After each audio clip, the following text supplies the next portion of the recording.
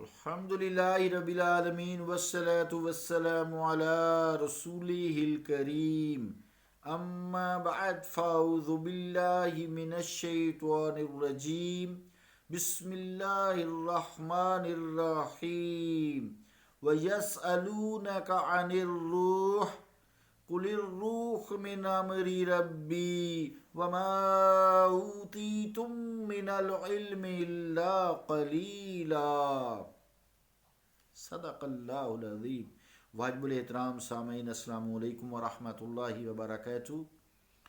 آیت کریمہ کا ترجمہ یوں ہے: اور اے میرے حبیب، یہ آپ سے روح کے متعلق سوال کرتے ہیں، فرما دیجئے روح میرے رب کا امر ہے، اور اس میں سے جو تمہیں تھوڑا سا علم دیا گیا ہے، اس میں سے جو تمہیں علم دیا گیا ہے مگر وہ بہت تھوڑا ہے۔ اللہ کا قول سچا ہے جو بڑی ہی عظمت والا ہے۔ عزیزان گرامی قدر، اللہ تعالیٰ کی کوئی صفت موت، اونگ، کمزوری، نکاہت سے پاک ہے، چونکہ روح امر ربی ہے، اللہ کی صفت ہے، اللہ کا امر ہے، حکم ہے، اللہ کی صفت ہوئی، تو اس لیے روح جو انسان میں پھونکی گئی ہے، وَنَفَخْتُ فِيهِ مِن رُوحِي، یعنی انسان میں روح پھونک دی، یہ مرتی نہیں ہے۔ تو زندگی کیا ہے؟ روح کا جسم میں موجود رہنا۔ یہ روح کے متعلق ہم بہت پیچھے پڑھ آئے ہیں، پھر آئے گا انشاءاللہ یہ وقت، پھر اور سمجھ آئے گی۔ روح کا جسم کے اندر رگ رگ، ریشے ریشے، سیل سیل، ہر جگہ موجود ہونا انسان کی زندگی ہے۔ جہاں سے کوئی حصہ جیسے زخم سے کاٹ دیا جاتا ہے یا کٹ جاتا ہے، جسم سے الگ ہو جاتا ہے، روح اس کی ختم ہو جاتی ہے، مر جاتا ہے، ڈیڈ ہو جاتا ہے، یا انسان کے پورے جسم سے اللہ تعالیٰ روح جو ہے نکال لیتا ہے۔ اللہ یتوفی الانفس حین موتها والتی لم تمت فی منامہا، وہ ذات ہے جو انسان کے نفس یعنی روح کو جسم سے قبض کرتی ہے، نیند کی حالت میں اور موت کی حالت میں۔ یعنی نیند کی حالت میں بھی انسان میں روح نہیں ہوتی، لیکن لوگ اسے مردہ نہیں کہتے، اور موت کی حالت میں بھی انسان جو ہے اس میں روح نہیں ہوتی، لیکن لوگ اسے مردہ کہتے ہیں۔ اس کے فرق انشاءاللہ کریں گے بعد میں۔ تو معلوم یہ ہوا کہ روح انسان کی جو ہے یہ جب جسم سے الگ ہو جاتی ہے، جسم تو ڈیڈ ہوتا ہے لیکن روح نہیں مرتی، کیونکہ یہ اللہ تعالیٰ کا امر ہے۔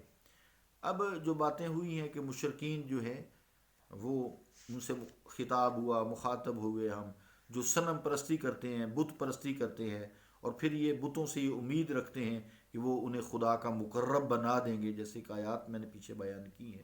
جمادات سے ایسی توقع رکھنا، پتھروں سے، پہاڑوں سے، سورج، چاند، ستارے، درختوں سے، حماقت نہیں تو اور کیا ہے؟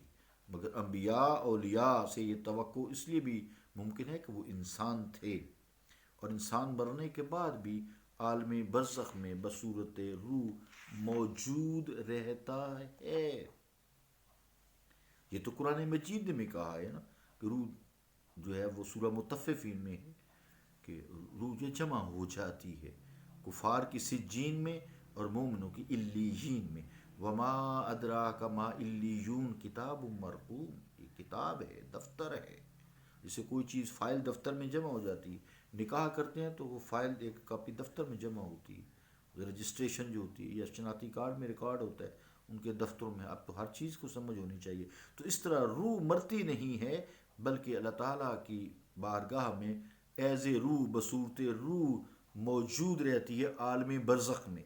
عالم برزخ کہتے ہیں ایک آڑ والا، پردے والا عالم جس تک انسان کی رسائی نہیں ہے، اور ارواح عالم جو ہیں برزخ میں موجود رہتی ہیں۔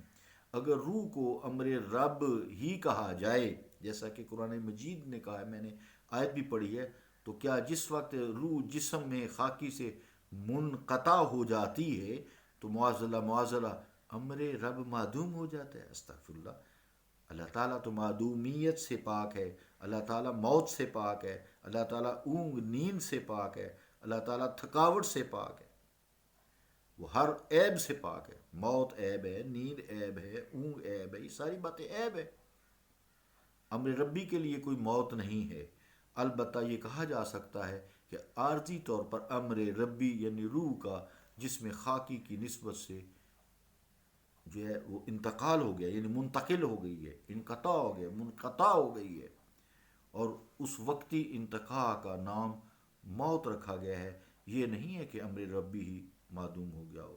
تو معلوم ہوا اس لیے جیسے ہم قبرستان میں جاتے ہیں السلام علیکم یا اہل القبور کہتے ہیں نا، تو پھر روحیں لوٹ آتی ہیں اس جسم میں، اس قبر کے حصے میں، جواب دیتی ہیں، پہچانتی ہیں، یہ میرا باپ سلام کرنے ہے، یہ میرا بیٹا سلام کرے، یہ میری ماں آئی ہے، یہ میری بیٹی آئی ہے۔ حضور صلی اللہ علیہ وآلہ وسلم نے نا جو ہے نا حکم دیا نا، جب تم قبرستان میں جو تو کہو السلام علیکم یا اہل القبور یغفر اللہ لنا ولکم وانتم سلفون ونحن بالاثر، حدیث پاک ہے۔